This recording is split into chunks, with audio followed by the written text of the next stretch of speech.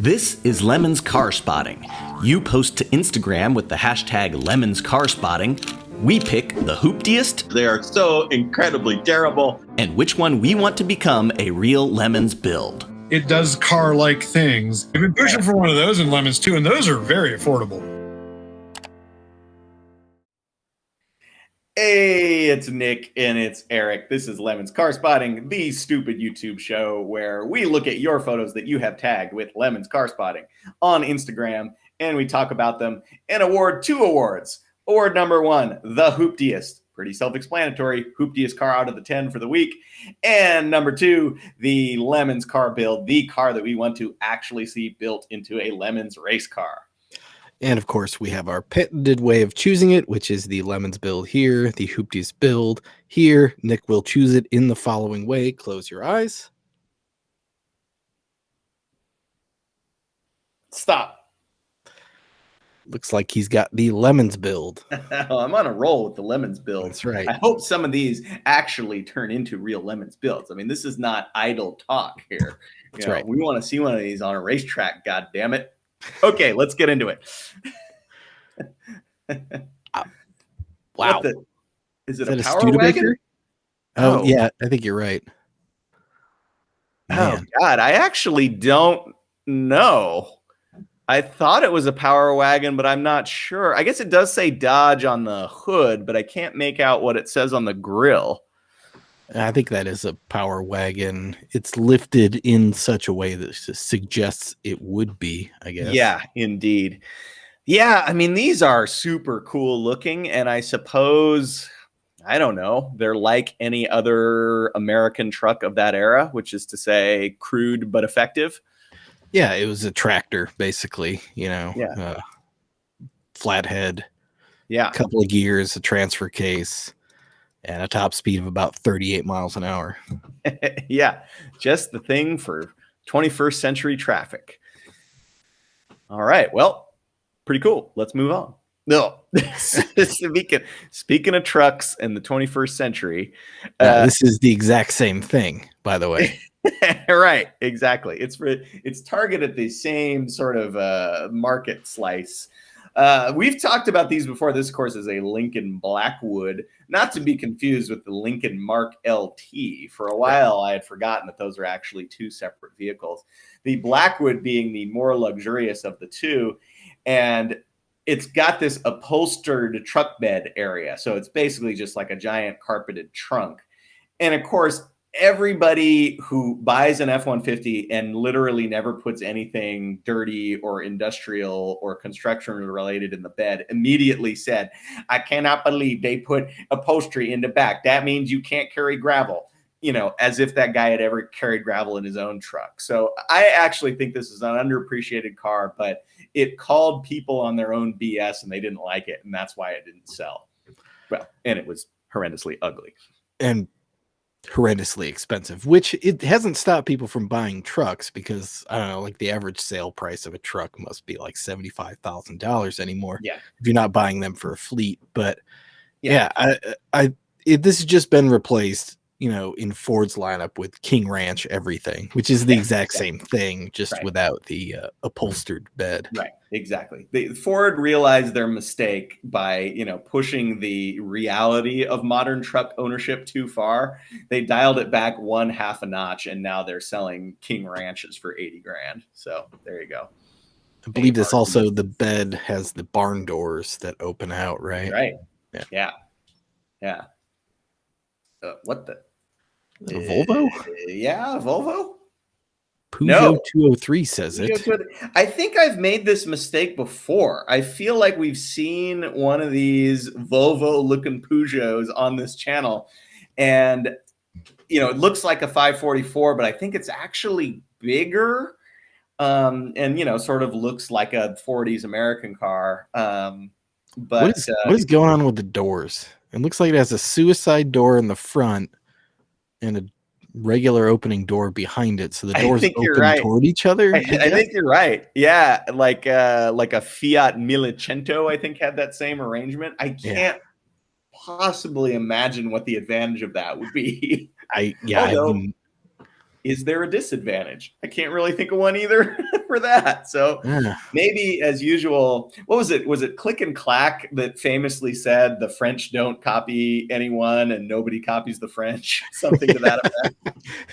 So there you go. Although the general design does look like a Volvo 444 or 544, but yeah. Which is to say, a very cool general design. Yeah. Where is this from? Does it say it's from Netherlands? The Netherlands. Well, that's exactly where you would think you would find something like that. Is that what's next to it? Is that a Rover? That's hard to tell from that small of a photo, but it does look vaguely like a something SD1, tells me that one of our fans out there in the comments will be able to tell exactly what kind of car that is from its front bumper corner. What's happening like in what would be the bumper area of that Peugeot? There's like a weird circular thing. I assume that's like some kind of strange French suspension system. I have no idea. The grill's cool looking. I'll give them that. Yeah. Well, if you can answer the mysteries of this photo, please post it down in the comments. That's right. All right. Next up, might have to zoom out here. The drive-by. How do I remove the... Oh, God. I'm in a menu. You guys can't see this on the broadcast. I'm in a menu trying to figure out how to get rid of the Lemons car spotting banner. And there are so many ways I can just make the whole thing fall apart completely. Hey, there you go. I've solved it by changing the view. Wait a minute. I've got congratulations, Guardrail and friends, for breaking Lemons car spotting. Yeah. Well, I guess that's about as good as we're going to get. It looks like... Boy, this is pretty. This is a challenging thing. You know, it's funny. I think the car on the left is some kind of Mercedes coupe, C-Class. Yeah, maybe. Or even or a small sedan. Although it stands out to me that the taillights look a lot like sort of an early 2000s Honda Civic. I was thinking that as well. So maybe that this is like when you want like to get a sense of something's like general design. Someone told me once that you stand back and you kind of squint your eyes so they're out of focus and you kind of get a good sense of the shape. This is exactly what that is. It turns out that the Civic and the Mercedes have overlapping design elements, which I had never noticed until now. Yeah, who knew? And then the other car on the right, God, I don't know, possibly a Nissan 200 SX. Yeah, I think so. Where I was thinking. I will say that you can also see that these are white cars that each have one black fender on them. So, I don't know if that's like a style choice, a juggalo affectation, or just a coincidence of necessity. There you go. It's funny, in my neighborhood it's an old, like a Victorian era Foursquare that somebody has slapped at all the plain white, like white and black everything. So like white siding with black trim, and they parked their white G-Wagon with black trim in front of the house. It's just the most. Yes. And so this is kind of the same version of that with the white. It would be very interesting to live your life in a color-coded way. Yeah. Especially when the color coding is grayscale. Yeah. It would make shopping easier. Guy wearing a gray hoodie for the 12 millionth time. Yeah. All right. Okay, let's see. Guardrail and friends in Greater New England. It's a Solara convertible. And a C4 Corvette. And a C4 Corvette. This is like the clickbait for this video would be, which is the better choice for a Lemons car? You'll never believe the answer. Yeah. Actually, if you've watched this channel at all, I think you will believe the answer, which is to say the Solara is the way better choice. By a large margin. Yeah. By quite a bit. The Solara, Obviously, it's just a Camry. You know, is it lighter or smaller in any kind of measurable way? Kind of not really, but there's a team. It's a coupe, so maybe it's 100 pounds lighter. Yeah, yeah. Although knowing Toyota, they probably put all of that back in more to make the convertible. Although, man, can you imagine? Like, obviously, if you're racing this in lemons, you're ditching the convertible top, you're putting in a roll cage. It's kind of a speedster at that point. Yeah. You know? It's a supersized MR Spider, basically. Yeah, exactly. Well, there is one very successful lemons team in the Northeast region that runs a pair of these, right? They had one for a long time. I think they added a second. Yeah. And their team name is FRS's Ugly Uncle, which I think is a pretty apt description of the Solara. So, all right, let's move on. Oh, man. Wow. It's an RN28, I believe, Toyota pickup. I only know that because I owned one. Fine vehicle, available with either the 18R or 20R, depending on year. Based on the grille, this looks like an earlier one, like a pre-75 or so. So this would be like a 73 through 75, which likely would have come with the 18R. It's got a custom flatbed. It's got slot mags in the front. It's a kind of modern wheels on the back. Fine vehicle. Yeah, I like the flatbed conversion. Also, this was spotted in Nixa, Missouri, which makes absolutely perfect sense. Yeah. God, is Nixon, Missouri isn't named after Richard Nixon, is it? Nixa. So I don't know. I have no idea. Actually, that being Missouri, it might still be named after Richard Nixon, and they just messed it up. Accurate. By the way, Missouri, my least favorite state in the union. So just so you all know that. You know, I have a very limited experience in Missouri. I am still in the process of trying to go to all 50 states. I've got 49 out of 50. Alaska is the only one I'm missing. Missouri was one of the ones that I got sort of in the later batch. And we had one lemons race at Mid-America Motorplex in Pacific Junction, Iowa. It's called something different now. And I got there a day early and did like a loop to Missouri and Kansas, which at the time I needed off of my list. So I went to St. Joseph, Missouri, which was the starting point for the Pony Express. And you could tell it was a happening place in the 1800s and not so much anymore.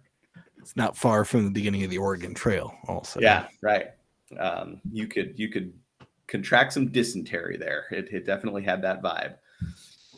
All right. Here we go. Oh, man. Is that an Eldorado? Biarritz even. Yeah.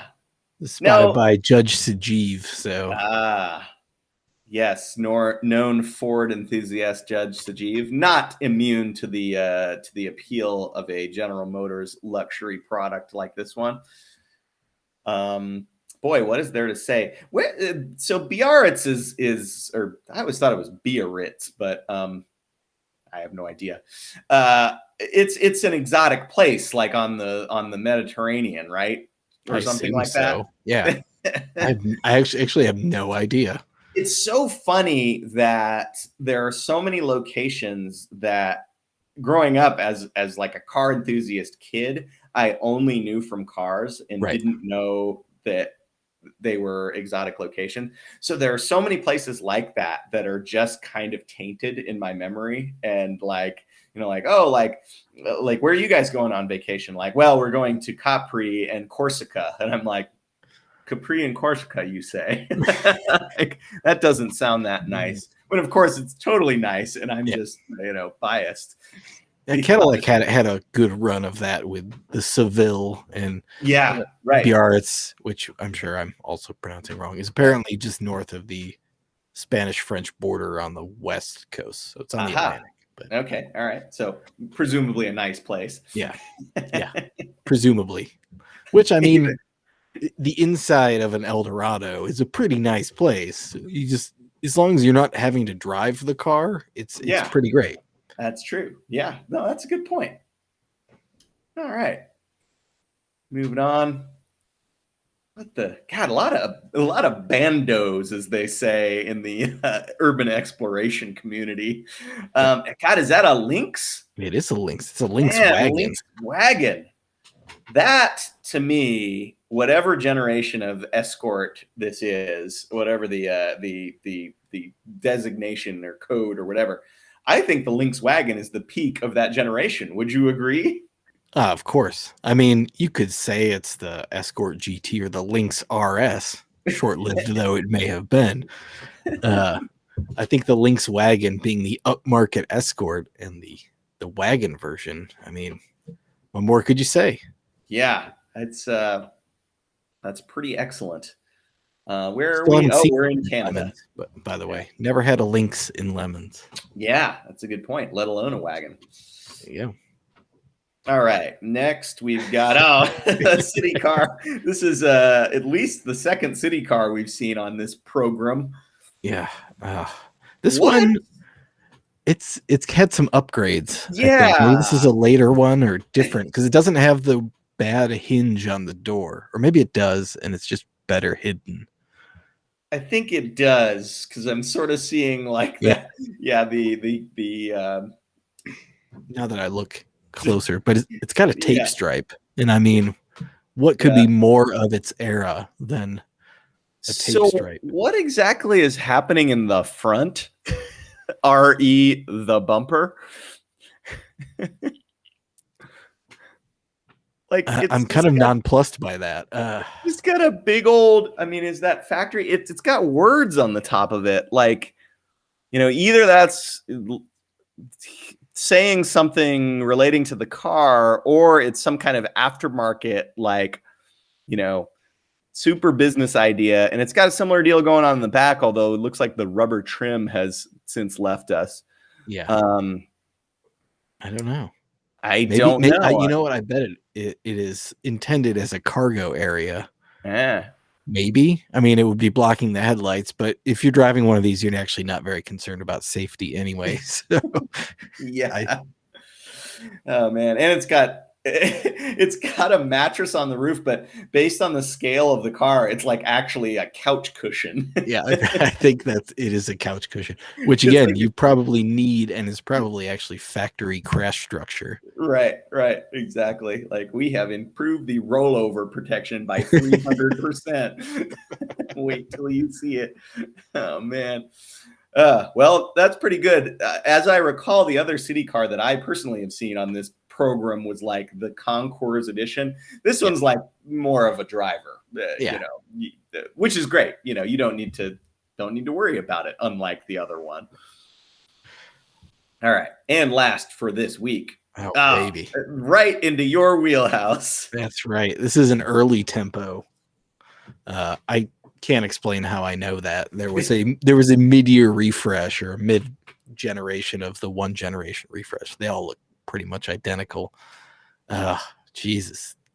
So 88 screaming horsepowers out of 2/3 of a Ford 200. Everything about these was bad, except like the interior was reasonably well thought out, if poorly executed. Like that was kind of it. Had the weird. This one has the weird crumple plastic bumper thing. Yeah. Which always just looked extra cheap. It's two-tone. I assume that's factory, or maybe it's just a reflection of the sidewalk. I don't know. It kind of looked like maybe either a reflection of the sidewalk or like the paint or clear coat is totally just demolished below that. Which was a thing with those. Like driving around the Midwest, 15 years ago when these were still on the road, because they're basically invisible now. They're gone. Yeah. But all the clear coat would be melted off of them. You'd have the white splotch all over the entire car. Oh man. Well, I will say, like you say, putting it in small vision and or putting your eyes out of focus, the general shape, especially comparing it to small sedans of the time, I will say is not bad. It's got that sort of crisp edges, but also slightly softened corners of an E30 BMW. And so, I think that it probably achieved what it set out to do. But like you say, the execution maybe left a little bit to be desired. Yeah, I mean, if you want to put it in context, they came out a year before the Taurus. So it was kind of like the test case of, does this styling work? Do people like it? But I mean, the machine was already moving to debut the Taurus at that point. So there wasn't anything they were going to do about it if it sucked. That's what they say about gauges in Lemons races. It's like, the thing's just going to tell us something bad. So why have it at all? Yeah. Yeah. There's a team that's won several races and they have one gauge. It is an oil pressure gauge, and it's this big right in front of their face. That's it. That's all they need. Yeah. There you go. All right. Well, that takes us to the awards for this week. Once again, you've got the hooptiest. I think I'm going to go with the not an actual Volvo Peugeot from way back in the beginning, the Peugeot 203B, I guess, whatever the hell it is. That thing hella toe up. Yeah, but it is so super awesome. And it's certainly abandoned. It's certainly French. It certainly has grass growing out of it. And yeah, I don't think I can pick anything else but that for the Lemons build of the week, as I try to find the sound effect. There we go. That almost messed me up, because for the first time ever, there was an ad on that on that YouTube clip. They've monetized that sound effect. So yeah, I mean, the weird cars that we've never seen before anywhere. Why not have the first place you see one be in the middle of a road race? So yeah, this has got to be the Lemons build of the week as well. I did consider the Lynx Wagon because we've never seen one. So if you are having trouble finding a Peugeot 203 to race in Lemons, I will say that a Lynx Wagon is a very acceptable substitute. So if you're building your first Lemons car, that's some direction for you. There you go. And I'm sure you'll have no trouble finding a Mercury Lynx Wagon either. The difficulty between those two might be actually pretty equal. Yeah. I think that's going to do it for us. Enjoy your week, and we'll see you next Thursday with more Lemons car spotting. Be sure to tag them on Instagram.